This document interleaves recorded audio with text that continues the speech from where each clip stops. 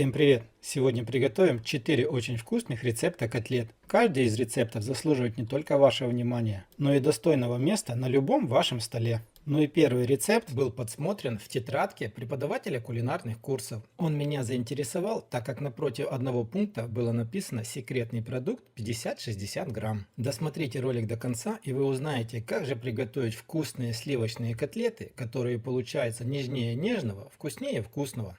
Итак, 600 грамм куриного филе, 1 луковица средних размеров и 2-3 зубчика чеснока любым удобным способом превращаем в фарш. Затем берем 100 грамм твердого сыра, который вам больше всего нравится, и натираем полностью весь сыр на мелкой терке. Весь натертый сыр отправляем в тарелку к фаршу, берем ложку и сыр немножко вмешиваем в фарш. Нам нужно добиться такого результата, чтобы сыр не был вверху, а был вмешан в фарш. Ну вот, как-то так у вас должно будет все получиться. Сюда же нужно добавить черный молотый перец и соль. Добавляйте их по своему вкусу. А сейчас секретный продукт. Обыкновенное сливочное масло комнатной температуры 50-60 грамм. Дальше масло нужно будет вот так вот ложкой хорошо вмазать в фарш. Оно должно быть комнатной температуры, чтобы легко размазывалось. И после размазывания сливочного масла весь фарш нужно будет вот так вот слегонца немножко перемешать. В самом конце сюда нужно добавить 1 столовую ложку панировочных сухарей. Ну а затем не стесняемся и вот так вот просто руками полностью все, что есть в тарелке, очень хорошо все перемешиваем. Так сказать, пропускаем все сквозь пальцы. Во время перемешивания и тарелка, и руки будут немножко, так сказать, покрыты сливочным маслом. После перемешивания фарш нужно будет немножко попробовать и определиться, нужно вам еще добавить соль или перец или нет. Сковородку устанавливаем на огонь чуть ниже среднего, мокрыми руками выделываем небольшие шарики, а затем делаем красивые аккуратные котлеты. Толщина котлет примерно 1,5 см. Обжариваем котлеты с двух сторон до приятной золотистой корочки, так сказать, до готовности. В это время у вас на кухне будет такой аромат, что могут сбежаться все соседи. Ну а по итогу получаются необычные, нежнее нежного, вкуснее вкусного сливочные котлеты. Я уверен, что если вы попробуете хотя бы один раз, этот рецепт надолго у вас пропишется в любимых. Котлеты по такому рецепту смело можно подавать даже в ресторанах, только красиво оформив. Ну а если вам понравился, обязательно поставьте лайк, поделитесь с друзьями, пишите в комментариях, понравились или нет вам котлеты, пишите комментарии, какие ваши любимые рецепты приготовления котлет. А эти котлеты приготовим без сковороды, легкие, нежные и очень вкусные. Итак, вначале нам нужно приготовить фарш. Для фарша нам понадобится полкило свиного мяса и полкило куриного мяса. Все мясо нужно будет понарезать на более мелкие куски, для того, чтобы блендеру было легче с ним справиться. Смотрите, если у вас дома уже есть готовый фарш, тот и тот, можно использовать уже готовый фарш. Если у вас дома нету блендера, как всегда, можно использовать мясорубку. Я же люблю использовать всегда свежеприготовленный фарш, так все получается намного вкуснее. Отправляем все нарезанные куски мяса в блендер и на максимальных оборотах превращаем все в фарш. Готовый перекрученный фарш отправляем сразу же в глубокую тарелку.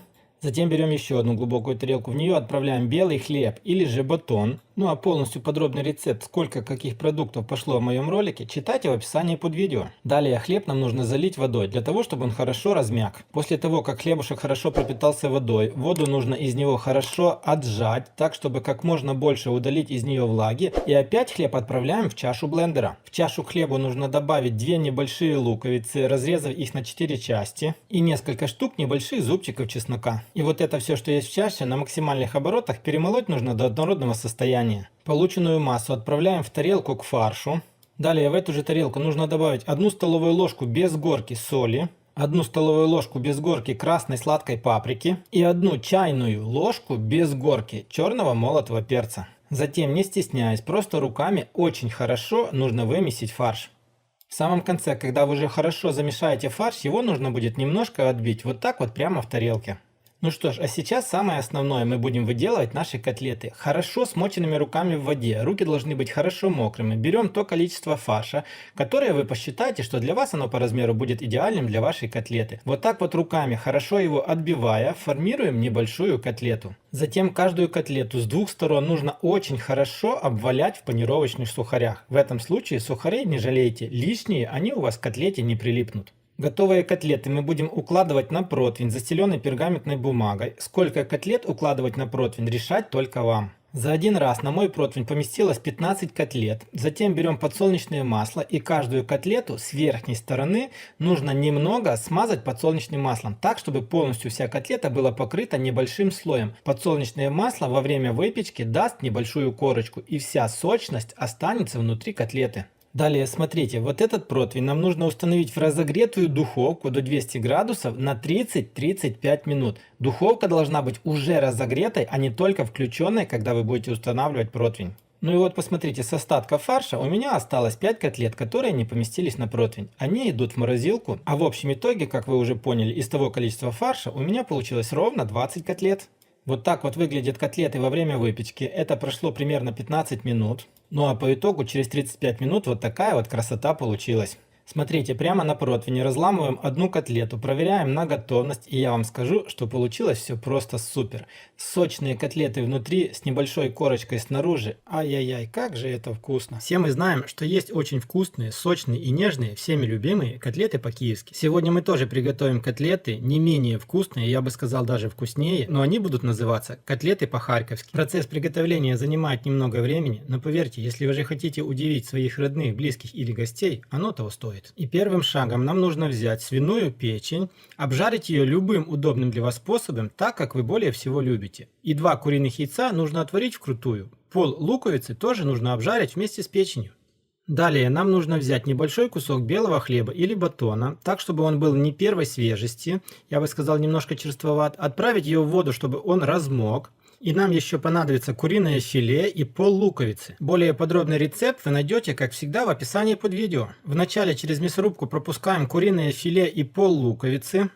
Затем нам нужно хорошо отжать хлеб, который у нас размокал в воде, и тоже его пропустить через мясорубку. И после этого отставляем все в сторонку, пускай оно дожидается своей очереди. После того, как вы обжарили печень вместе с луком, ей нужно дать хорошо остыть. И полностью всю обжаренную печень вместе с обжаренным луком тоже нужно пропустить через мясорубку. Перекрученную печень оставляем пока что в сторонку. Берем отваренных вкрутую 2 куриных яйца и нарезаем на маленькие кубики. Нарезанные яйца отправляем в миску к печени.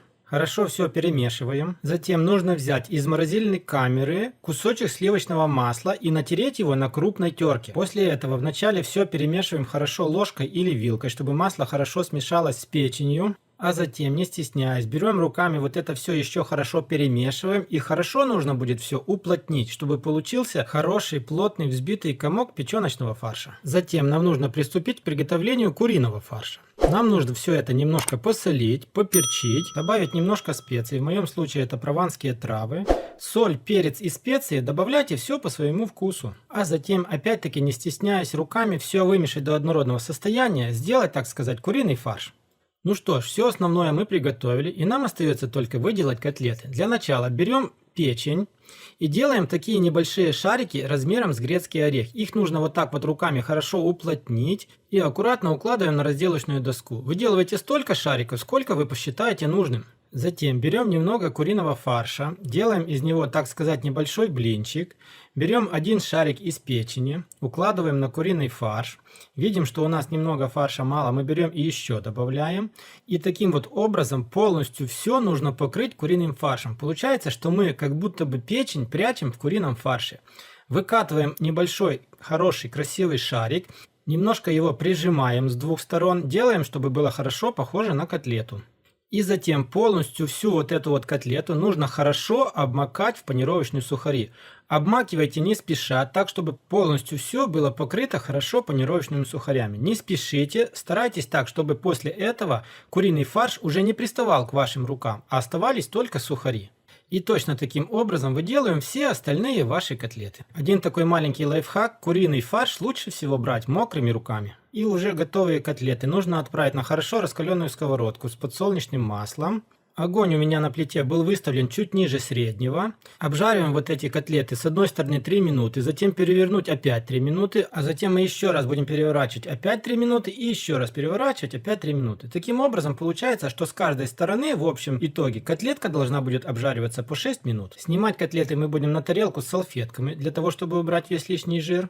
Ну и вот по итогу вот такая вот красивая вкуснота у меня получилась. Аромат стоит полностью на всю квартиру. И я вас уверяю, что если вы подадите к столу такие необычные котлеты, ваши родные или гость сразу же у вас попросят рецептик таких невероятно вкусных и незабываемых котлет по-харьковски. Ну а сейчас тот самый рецепт из прошлого. Знаменитые школьные котлеты. И нам для этого рецепта понадобятся эти вот самые основные продукты. Это свинина, говядина, лук, хлеб. Это будут самые основные, ну а по ходу мы еще будем добавлять. Ну а полностью подробный рецепт читайте в описании под видео. И самым первым делом нам нужно взять глубокую миску с водой и полностью весь черный хлеб отправить в воду. Пускай он хорошо намокнет до тех пор, пока мы приготовим фарш. И дальше нам нужно будет полностью всю свинину, всю говядину и все луковицы перемолоть на мясорубку. Мясорубка может быть как и электричная, так и ручная, но ни в коем случае не используйте блендер.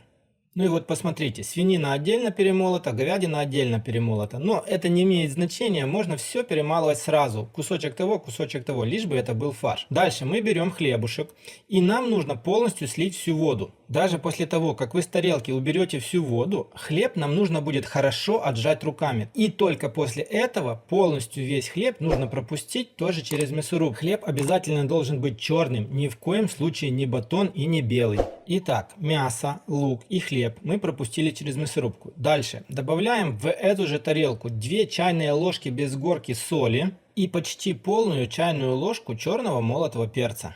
Затем сюда же вбиваем 2 куриных яйца.